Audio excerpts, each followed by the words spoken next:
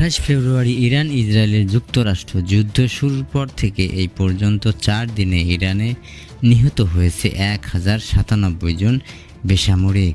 নিহতদের মধ্যে 181 জন শিশু যাদের বয়স 10 বছরের কম। এছাড়া আহত হয়েছেন আরও কম পক্ষে 5402 জন। এই আহতদের মধ্যে 100 জন শিশু আছে। গতকাল মঙ্গলবার এক বিবৃতিতে এই তথ্য নিশ্চিত করেছে যুক্তরাষ্ট্রভিত্তিক ইরানি NGO human rights activist news agency HRANA. বিবৃতিতে বলা হয়েছে 28 তারিখ থেকে 3 মার্চ পর্যন্ত 4 দিনে ইরান জুড়ে শত শত রাউন্ড বোমা ফেলছে মার্কিন ও ইসরায়েলি বিমান বাহিনী। ইরানের সামরিক ঘাঁটি, হাসপাতাল ও স্বাস্থ্যকেন্দ্রে ও আবাসিক এলাকায় আঘাত হেনেছে এইসব বোমা। ইরানের নিহত এবং আহত সংক্রান্ত প্রচুর তথ্য আসছে উল্লেখ করে হারানা বলেছেন, যেসব তথ্য যাচাইয়ের কাজ চলছে।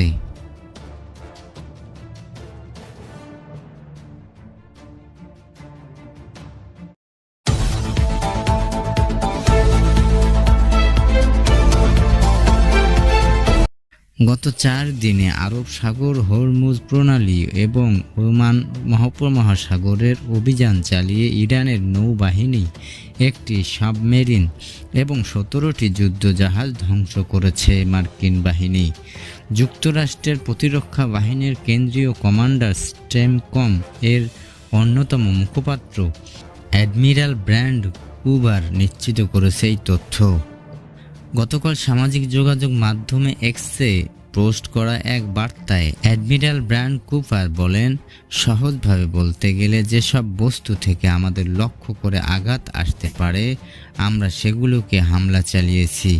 আমাদের B-1 এবং B-2 যুদ্ধ বিমান আরব সাগর, হরমুজ প্রণালী ও ওমান উপমহাসাগর অভিযান চালিয়ে ইরানি নৌবাহিনীর একটি সাবমেরিন সহ মোট 17টি যুদ্ধজাহাজ ধ্বংস করেছে। এই 3 সাগরের গত কয়েক দশক ধরে বাণিজ্যিক জাহাজগুলোতে হয়রানি করে আসছিল ইরান। এখন সেখানে কোনো ইরানি জাহাজ নেই। গত 28 ফেব্রুয়ারি থেকে ইরানের বিরুদ্ধে ইসরায়েলি অপারেশন রোয়ারিং লায়ন এবং যুক্তরাষ্ট্র অপারেশন এপিক ফিউর শুরু করে। যুক্তরাষ্ট্রের প্রতিরক্ষা মন্ত্রণালয় কর্মকর্তারা জানিয়েছেন, অপারেশন এপিক ফ্যাক্টরি অভিযানে মোতায়েন করা হয়েছে 50,000-এরও বেশি মার্কিন সেনা ও 2 শতাধিক যুদ্ধবিমান। মঙ্গলবার এক্স বার্তায় অ্যাডমিরাল ব্র্যান্ড কুপার জানিয়েছেন, গত 4 দিনে ইরানের 2000-এরও বেশি লক্ষ্যবস্তুর উপর হামলা চালিয়েছে মার্কিন বিমান বাহিনী।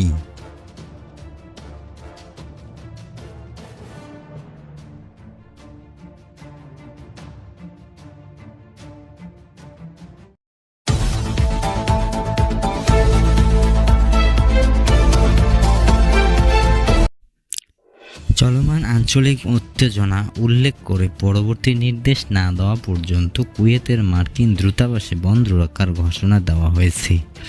এক্সচেঞ্জ অ্যাকাউন্টে খোলা এক পোস্টে বিষয়টি জানিয়েছেন দূতাবাস।